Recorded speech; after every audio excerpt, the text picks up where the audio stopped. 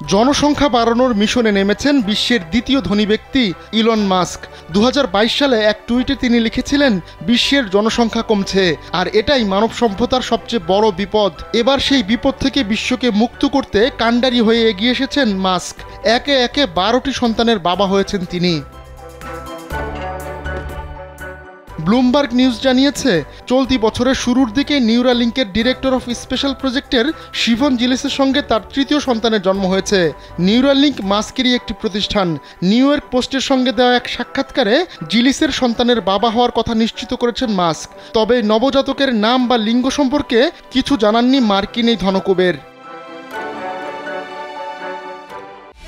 একমাত্র ওয়ালটন এসি দিচ্ছে 1 বছরের রিপ্লেসমেন্ট গ্যারান্টি এবং কম্প্রেসারের 10 বছরের গ্যারান্টি।